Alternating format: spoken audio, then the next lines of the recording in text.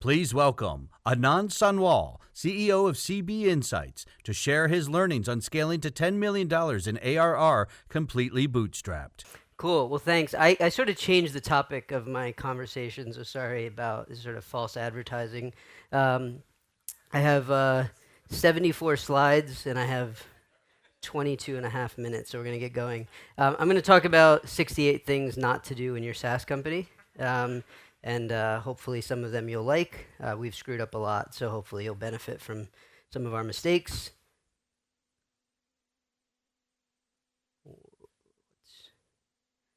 All right, first I'll give you some context. How many of you get the newsletter? All right, if you didn't raise your hand, please go to cbinsights.com/newsletter. All right, so, kind of just to set the stage of who we are. So technology is eating every industry. You guys have heard the software is, eating the world maxim. So similar, and we aggregate lots of data on VC patents, media attention, et cetera, and try to predict where technology is going, and we sell that to generally large enterprises. So think of us as like a Google, Salesforce, McKinsey. If they had a baby focused on tech, like that would be us. With a lot of great customers, we get a ton of press attention. This is our employee growth. So we bootstrapped to 66, and then we sold out and raised money. Raised 10 million. We haven't touched any of that. Now we're at 110 actually. And because nobody likes revenue, they like to talk about venture financings. This is our revenue in terms of whether it would be an angel, seed, or Series A round, because we think people seem to care more about that shit. So this is our revenue from last year. We've grown by 100% plus every year for the last 3 years. So yeah, we've raised 12 funding rounds, and I'm hopeful that TechCrunch or somebody will cover us finally. This is me. If you want the slides, I guess they'll be giving them out, but if you want them, just tweet at me. Please don't email. Tweet at me. That'll be a lot easier. All right. Context. Who will this be useless for? Well, entrepreneurs, people who believe VC is required to build a business. If you can't grind, or if you sell a $9.95 a month SaaS product, it just, not that that's bad, it just we sell a more expensive product, so I think some of our lessons won't be as applicable there. So just context. So number one, don't take advice from non-customers. I'm not going to spend a lot of time on each slide because I got 70 more to go. This is a big one. We've had people who are killing it on their sales quota, but who were just dicks, and we had to fire them. They were inappropriate, so you just get rid of those people, even if it hurts your bottom line. It'll be good for culture long term. Don't fall in love with pedigree. I think we are generally a company of misfits. We don't have, maybe we have a couple ex-Googlers now, but in general, we're just scrappy, so don't get enamored with that nonsense. This was really important. There's a great article, and I should have linked to it here. It's on First Round Review about the importance of onboarding new people into your organization. We used to just give them a laptop and say, hey, go to it. Now we spend a lot of time on onboarding. They say that people make a decision about whether they're going to stay at an organization within the first 30 days, and I'd say it's probably in the first week. So make sure you really get people acclimated in the organization. This is a challenge as you scale. If you're the first 10 people, I think somebody who's joining in the first 10 knows what to expect. Don't over-engineer it at that point. I'm going to hammer this theme. So I have 68 of these, just when you'll see a lot. This is nonsense. You don't have to raise venture capital. So that whole pitch is great for the VC industrial complex. Revenue is the best funding ever that you will get. It is the cheapest. It is the best validator. Go for that. Second, when we have had competitors that have raised money, and then we get lots of calls from VCs saying oh, so-and-so raised, you guys should probably raise, you need a war chest or some other nonsense. Again, just because somebody else did. If you want to raise because it makes sense for you to raise, not because some third party did. Do not let them do this. This is such garbage. Lifestyle business is sort of oh, you're building this cute little business. You can revenue fund a beast. And MailChimp and Atlassian are examples of that. And so I think that's increasingly going to happen. If you look at, I think, the $7 billion exits that have happened recently in the last 6, 8 months, 3 of them were bootstrapped. So the narrative that you need to raise a bunch of money and own the market and whatever is kind of not real. PR, so when we raised money, we tried some things we wouldn't have done as a bootstrap company. We hired a PR firm, we fired a PR firm. It's good for certain things. I don't think it's, in our experience and in talking to other founders, it's not good for getting customers. It's great for HR, it's great for recruitment, it's great at getting the team riled up. But especially early, I think do it on your own. People in the media want to talk to founders. They don't want to talk to your agent. So don't waste money on PR. If you're in a niche, if you're targeting the insurance sector, get coverage in the insurance trade rags. You know, people at United Healthcare aren't necessarily reading TechCrunch, right? So go for the places where your customers are. I repeated that one. I'm bad at this. I get fixated on when we lose, and it's not a good thing for the team. You just got to let them kind of, roll off your back. In the beginning, we were extremely promiscuous about the market we were targeting, and that's actually helped us. So I would say don't be fixated and don't think you know the market you're going to be attacking. We thought we were going to attack a certain market. We ended up going after a very different one as a result. So, be open-minded to feedback. That said, don't be promiscuous forever. So now we know that sales teams are not a market we're going to go after, and so we don't chase that. So we've now kind of, once we've found the right market, you have enough data, pick a market, and then just go flood the zone on it. Did a lot of this, like, oh, we're going to hire this really smart person, and we'll figure it out later. And then generally, smart people get frustrated because they don't have a lot of structure around what they're doing. I shouldn't say structure, they just don't have a lot of context. So give them clear goals, give them clear priorities. Don't hire under pressure. So we're way behind our hiring goals because we're just really anal about who we're going to hire. And every time we've said, hey, we just need somebody in that position, maybe this person will get better, or maybe they're not like annoying, hire them. They always end up being annoying, and they always are terrible. So, don't do that. Don't fire slowly. This one's, it's like this, like hire slow, fire quick, or whatever. I think I got that right. Yeah, it's really hard. It's great advice. It's great, like, for Medium blog posts. Like, these are people that you're going to potentially put out of a job. Like, so it's try to do it. It is hard. So, don't be like a Terminator about it. I was talking to a friend of mine here out in the Valley, and he's like, yeah, I'm at a 3-person startup. I'm the CTO. My other co-founder's a COO, and then we have the CEO. I was like, what are you guys doing? The problem with this is, like, it sounds good, like, to be the CTO, but, once you scale, like, you might not have the skills to be a CTO, and then you're going to get demoted. And whether you're like, oh, I'm cool with that, but, when everybody knows, like, oh, Joe's no longer the CTO, we've brought in this person who's, like, scaled companies, like, Joe doesn't look great. So I think be careful about the titles. I would try not to over promote on the titles. We were terrible at this. For the first 3 years, I did payroll by hand. Not a good idea. So outsource the non-core stuff, find good expert advisors. That said, expert advisors don't always turn out to be expert. Like, you should fire them ruthlessly as well. They are vendors. They should deliver their service. If not, say bye. Don't follow whatever the soup du jour of the software world is. Slack's hot, Dropbox was hot, Evernote was hot. We should do what they do, and badges or whatever is the thing.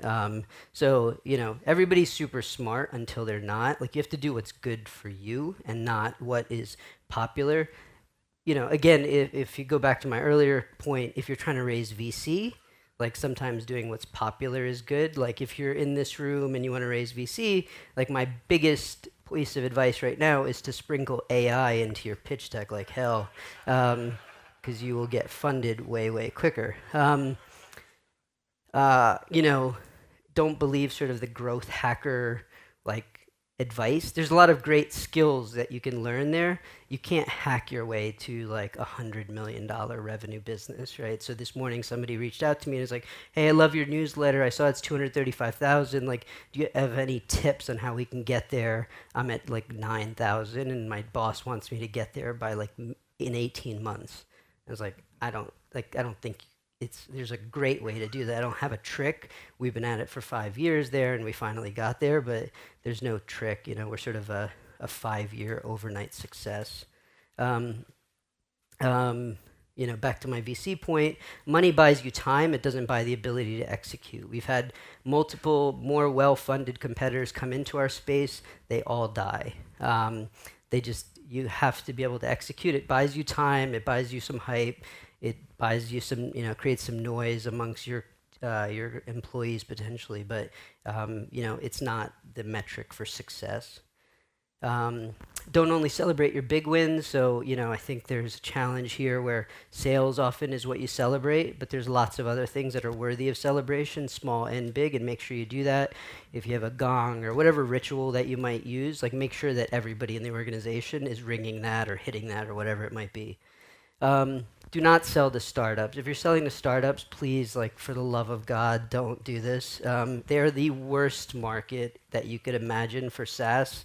It is the definition of SaaS hell. They die, they're cheap, and they churn quickly.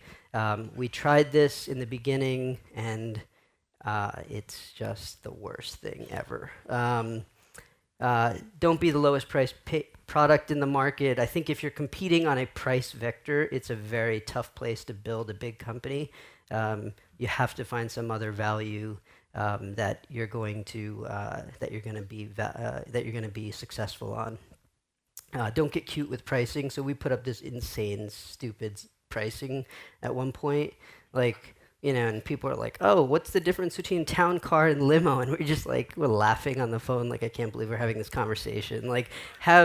Just don't try to be cute, right? Nobody's gonna see this. I think we saw something on Hacker News once, and we were like, "Oh, that's such a cool." Somebody was a Doberman and a bulldog, and we're like, "Oh, that's so creative," and enterprise people will love that because they'll just be like, "Oh, you guys are so avant-garde," and it's no, it's such garbage. Yeah, so don't do stuff like this. Don't be cute on your pricing page. Just have pricing and be normal. Don't be afraid to ask if your product sucks. If you get a conversation with somebody, they want you, unless they're just a horrible person, they want you to succeed. And they've taken that meeting because they want you to solve a pain for them. But you have to be honest with yourself and get feedback. And if they're like, "This isn't the right direction for us," understand why. See if there's something that you're doing is better.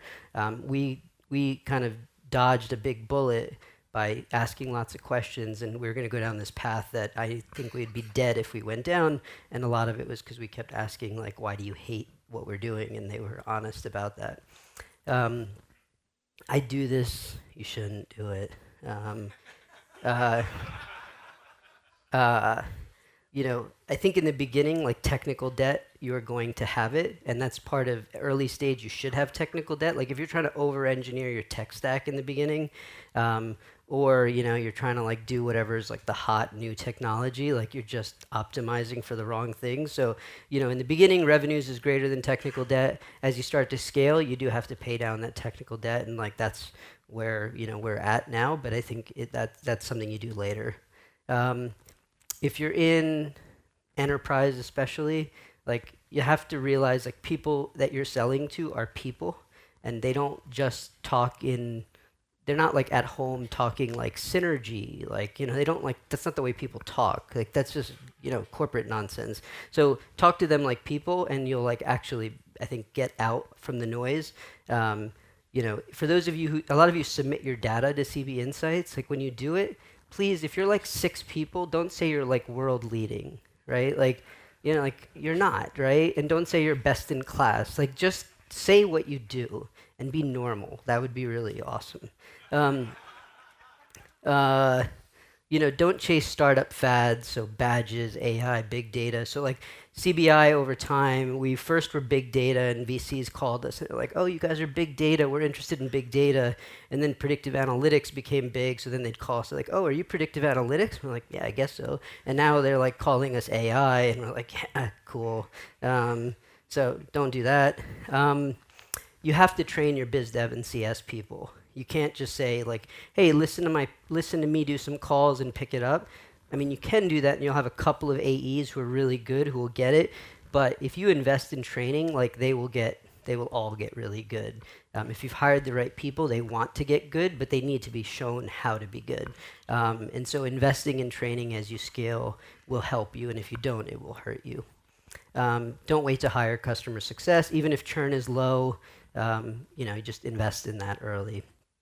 The one hire messiah, it's like, hey, this thing is broken in the organization, but if we get X, like they'll fix it. Like maybe they will, but if you bank on it, it's a risky sort of proposition. Don't half-ass reference check. So like, somebody's been through the interview process, like ask hard questions. Like we disqualify probably a third of people that have made it through the interview process at the reference check stage because we're just not getting the feedback that we need at the reference check at that part of the process.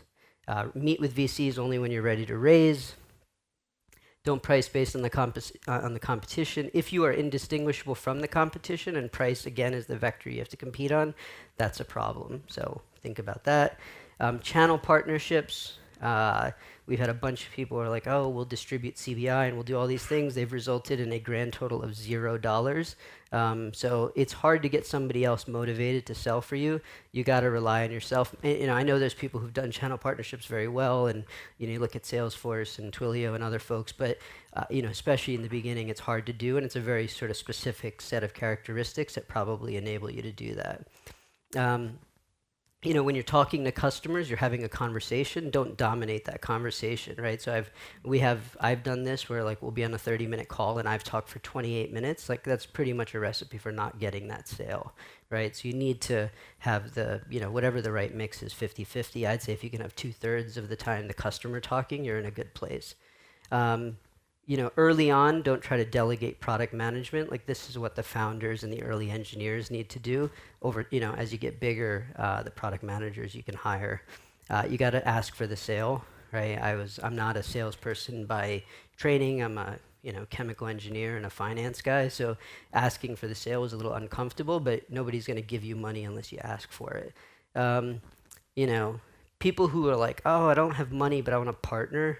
Just like run the hell away. Don't fear non-scalable work. So elegant solutions are often not worth the time. And we're a New York City-based company, and like I run into a bunch of our Valley peers, and like the Valley guys they want to like use machine learning on like to get the data. Like they, sometimes like for us, so you just have to get dirty and get in the PDFs and manually do the work, and like that's the best way to do it versus looking for some elegant ML solution to everything. Don't focus on the competition, customer night and day. Jeff Bezos, if you read his stuff on like why they only think about the customer, it's phenomenal. It'll like change your world. Just read anything you can find that he writes about. We spent so much time trying to get on the front page of Hacker News. I have no idea why we did this now. It is such a colossal waste of time. Like the people who are there, unless you're maybe selling developer tools, I'll give you that one market. Unless you're there, everything else is just vanity. And it's like, ooh, we're on Hacker News. And then like, just like the worst types of people sign up. Like it's horrible. My view is that you have to focus your innovation efforts on your product. That's the only thing to focus on. And I see all these people doing all these like cool things in HR. Like HR there's a little bit of science to HR, and people are like, oh, we're super transparent, and like, you can bring your dog, and we send your dog on vacation, and like, what? Just like pay people well, give them time off, like treat them with respect, and then innovate on your product. Don't try to like be like some innovation guru in HR. It's just bizarre.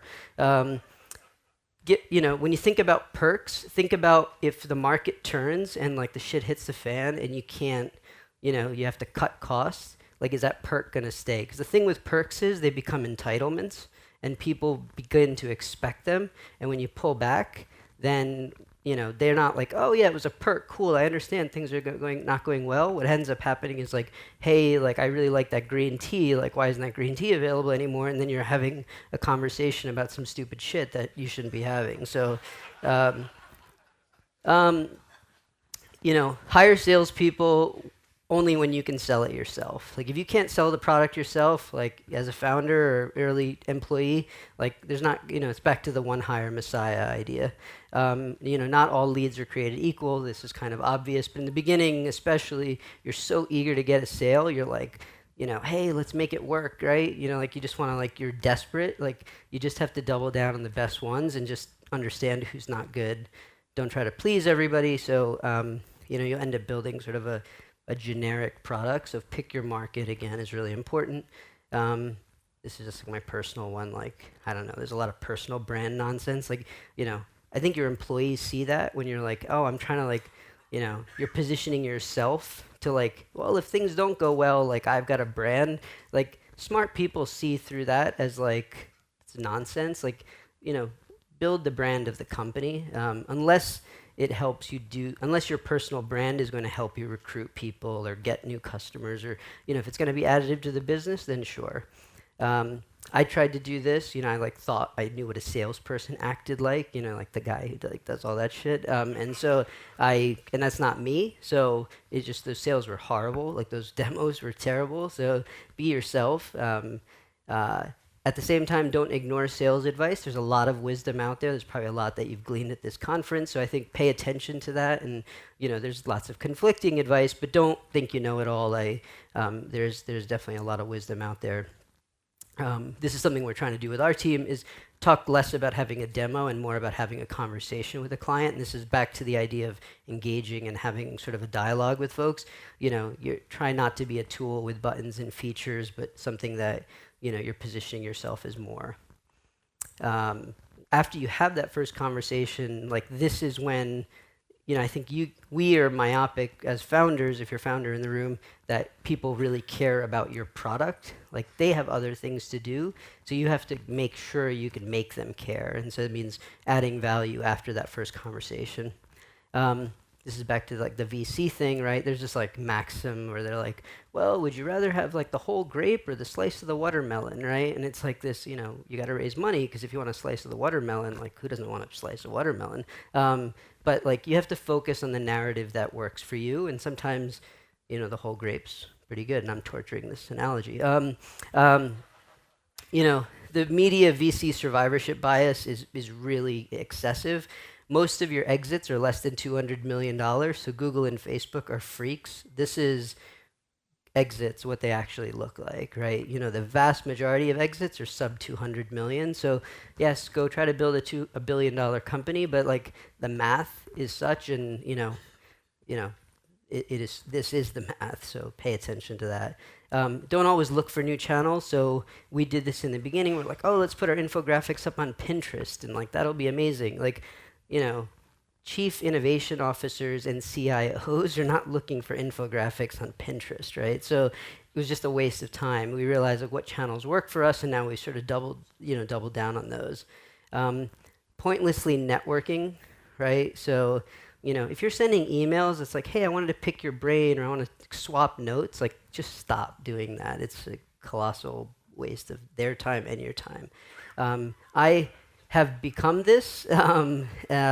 Last year I did 40 events. This year I'm not going to do that. So this is, conferences can be good, but like, don't hoe it up too much. Flood the zone. So when you find something that works, like milk the hell out of it. Basically, like if you've seen our periodic tables, like we found that work, like we will do a periodic table of anything now, right? Like we know that like people love that, and like we'll just keep doing that. The newsletter works, like that's all we care about. We're myopic in terms of what things we know work, and we're just going to keep doing those until maybe we kind of use them up and they don't work. Oh shit, I'm out of time. Don't deceive yourself on the size of your market. This by Christoph Johns at Point Nine Capital is like the best framework I've seen. 5 ways to build a $100 million business. you have to think about, like, if you're selling a $100 a month product, is the market big enough that you're going to be able to get to 100 million? Again, I'm presupposing that that's your ambition, but if that is your ambition, this framework's really fantastic.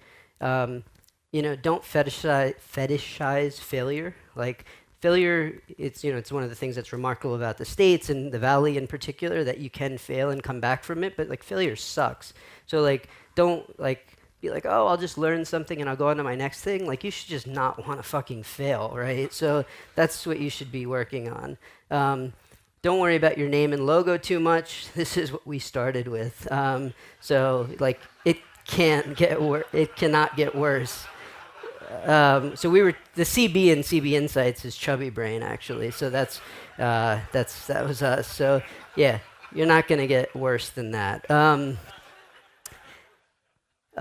Don't expect clients to tell you what product to build, so it's not their job. And I'd say generally clients give you incremental feedback. They don't give you the game changer feedback. So just be cognizant of that. Like, they're not going to just take you to the promised land. You have to understand them really well.